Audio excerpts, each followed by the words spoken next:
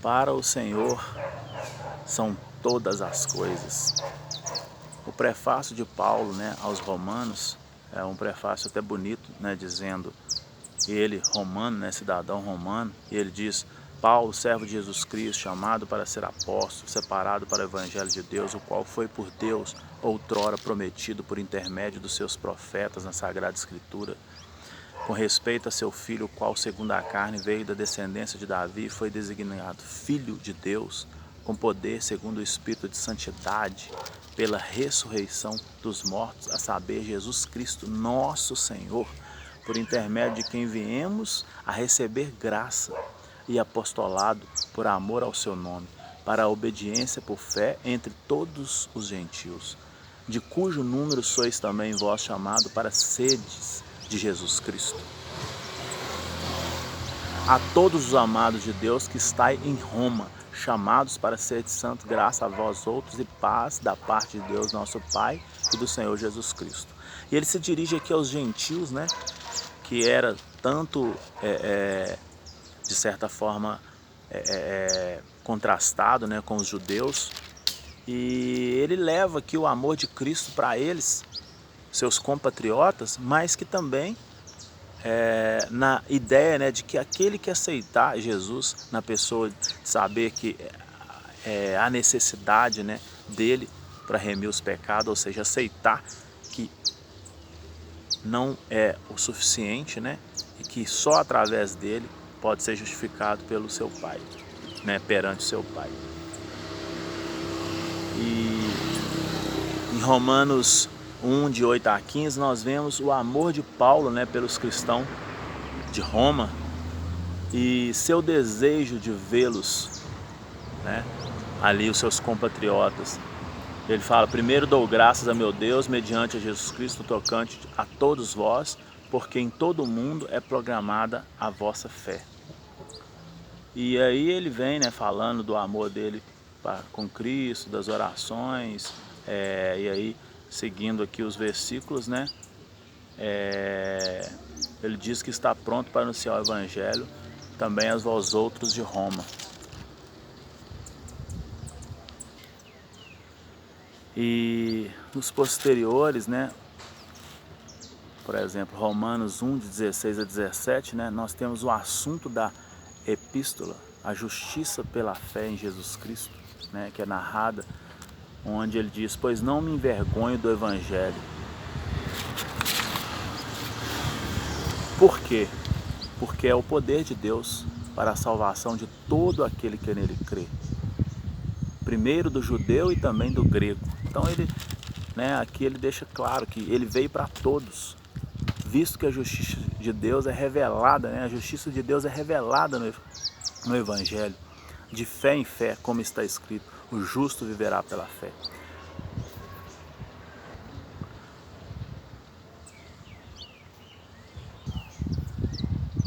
E como eu digo, não precisa se apartar de algo que você acha que é mal ou que alguém te acusa. Leia o Evangelho. Cronologicamente, pega e vai desvendando a palavra e deixa que o Espírito faça o trabalho, né? Deixa que Deus faça o trabalho de Deus.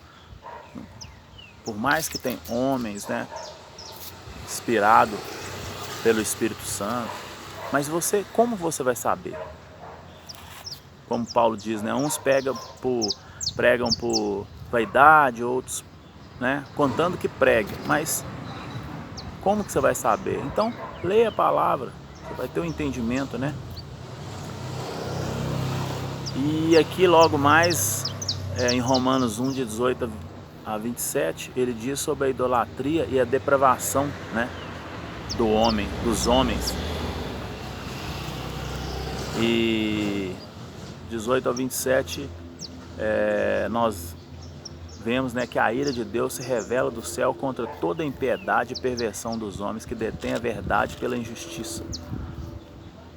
Então, porquanto o que Deus se pode conhecer e manifesto, né, entre eles, porque Deus lhe manifestou. porque os atributos invisíveis de Deus, assim o teu eterno poder, como também a sua própria divindade, claramente se reconhece desde o princípio do mundo, sendo percebido por meio das coisas que foram criadas. Tais homens são, por isso, indesculpáveis. E aí ele diz aqui que mudaram a glória de Deus, incorruptível em semelhança da imagem de homens corruptível, bem como de aves, quadrúpedes e répteis, e diz que por isso Deus entregou tais homens à imundícia pela concupiscência de seu próprio coração, para desonrar o teu corpo, né, entre o corpo, né, entre si. E aí ele diz aqui que pois eles mudaram a verdade de Deus em mentira, adorando e servindo a criatura em lugar do Criador, qual é bendito eternamente. Por causa disso entregou as suas paixões infames, porque até as mulheres mudaram o modo natural de suas relações íntimas por outros, contrária à natureza. Semelhantemente, os homens, também deixando o contato natural da mulher, se inflamaram mutuamente com a sua sensualidade, cometendo torpezas, homens, né, com outros, e recebendo em si mesmo merecida punição. Então esse mérito aqui é interessante, que ele não entra na questão hoje de gênero que a gente vê e tal. É interessante você levar o Evangelho, você levar o amor de Cristo, e que ele faça, através do Espírito Santo, o trabalho com cada um. Então você não discrimina ninguém, você não julga ninguém, até porque aqui agora em Romanos 1, de 28 a 32, olha o que diz: e por haverem desprezado o conhecimento de Deus, o próprio Deus o entregou a uma disposição mental reprovável, né? Pois praticaram coisas inconvenientes, cheios de toda injustiça, malícia, avareza, maldade, né? Possuídos de inveja, homicídios, contenda, dolo e malignidade, sendo difamadores, caluniadores, aborrecedores de Deus, insolentes, soberbos, presunçosos, inventores de males, desobediências aos pais, insensatos, pérfidos, sem afeição natural e sem misericórdia. E por que é interessante ler isso?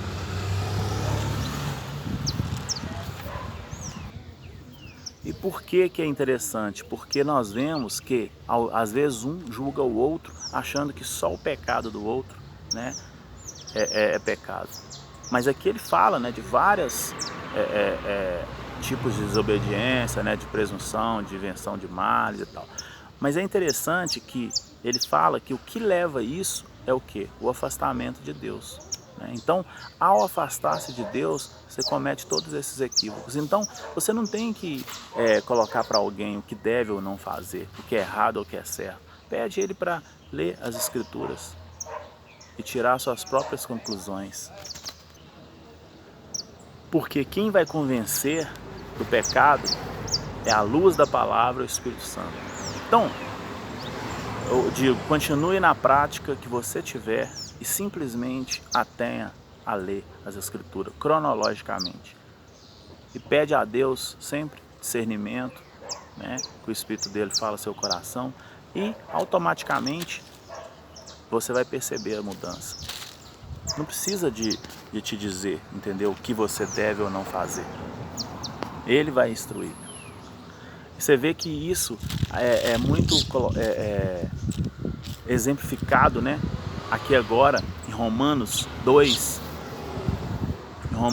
de 1 a 16, olha o que diz: portanto, és indesculpável, ó homem, quando julgas quem quer que seja, porque no que julgas a outro, a ti mesmo, o que julgas a outro, a ti mesmo te condenas, pois praticas as próprias coisas que condenas, bem sabendo que condenas o que pratica tais coisas e faz as mesmas coisas. Pesas que te livras do juízo de Deus. Pensa que te livras do juízo de Deus? Ou despreza a riqueza da sua bondade, tolerância e longanimidade, ignorando que a bondade de Deus é que te conduz ao arrependimento? Mas segundo a tua dureza e coração impenitente, acumulas contra ti mesmo a ira para o dia da ira e da revelação do justo juízo de Deus, porque o dia do juízo dele ainda não veio. Agora temos que pregar o amor de Cristo, ler a palavra cronologicamente e tudo que ele diz aqui, mas não julga ninguém e permita, né, que a pessoa por si próprio e o Espírito Santo vai iluminá-la, vai conscientizá-la do pecado. Não precisa de você tentar fazer esse trabalho julgando, condenando. Você não é juiz ou confrontando. Que autoridade você tem para confrontar alguém, né? Você é filho como ele, do Criador de todas as coisas, e falho também, talvez não naquela falha dele, mas em outras. Então permita que ele faça o trabalho dele, né? Que já começou na cruz. E aqui ele vai relatando, né, tudo isso, porque você ouve a lei, porque para Deus não há, como diz aqui, acepção de pessoa, né? E os que pecaram sem lei, né, pagaram sem lei e foram julgados sem lei. Aqueles que conhecem a lei vão ser julgados pela lei. E aqui é interessante que no versículo 15 diz: estes mostram a norma da lei gravada no teu coração, testemunhando-lhes também a consciência e os seus pensamentos, mutuamente acusando-se ou defendendo-se. Então quer dizer, antes da lei, ou durante a lei, ou depois da lei, você tem a sua consciência. E ele criou você com essa capacidade de discernir, né, o que é certo e o que é errado. E você não tem que dizer isso ao outro, a não ser que ele te peça. Você tem que levar o amor de Cristo e permitir que o Evangelho, através da palavra, possa fazer o trabalho que só o Espírito Santo pode fazer. E aqui ainda em Romanos 2, né? Em Romanos 2, de 17 a 24, né? Diz que os judeus são indesculpáveis. Por quê? Se porém tu que tens por sobrenome judeu e repousas na lei e te glorias em Deus, que conhece a tua vontade e aprova as coisas excelentes, sendo instruído na lei, que estás persuadido de que és guia, né, dos cegos, luz, olha só,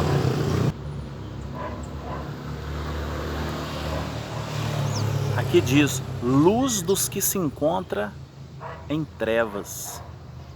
Diz que não deve cometer adultério, comete, abomina os ídolos, mas rouba-lhe os templos, né? Tu que gloria na lei, mas desonra a Deus pela transgressão da lei. Pois como está escrito, né, o nome de Deus é blasfemado entre os gentios por sua causa. Então quer dizer, você diz coisas, mas faz outras. Coloca no ombro, né, dos pequeninos que estão vindo, pesos que nem você mesmo suportaria carregar. E finalizando, né, esse estudo aqui do capítulo até o 2, nós temos aqui o verdadeiro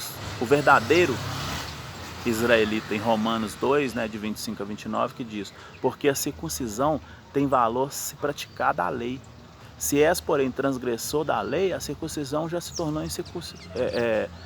incircuncisão, né? Porque não é judeu quem é apenas exteriormente, nem é circuncisão a quem é somente na carne. Então é interessante nós entendermos que isso aqui é a palavra de Deus, de um pai, um manual de um pai, para que um filho se dê bem. E não simplesmente você deve seguir o protocolo por seguir. Ele quer que você se dê bem ao segui-lo. Então faça a leitura minuciosamente, mesmo que seja uma frase por dia.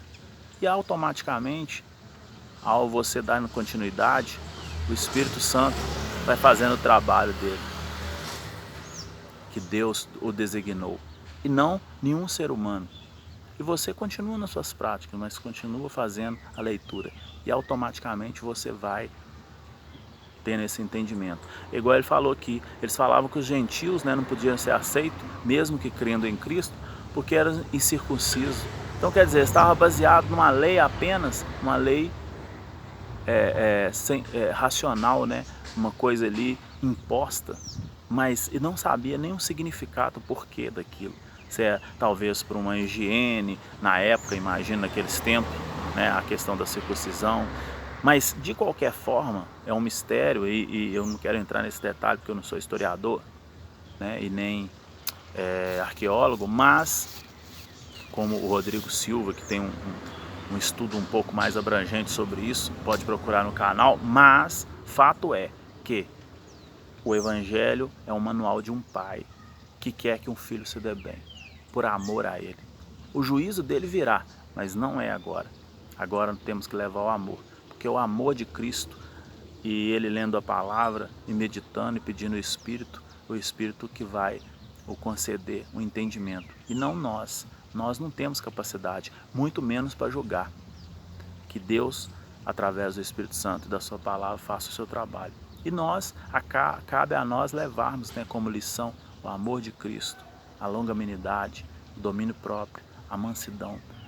E todas essas coisas, né, que como Paulo diz um pouco mais à frente, né, contra isso não há lei. Sei que não é fácil, mas é um exercício diário que nós devemos fazer. Amém?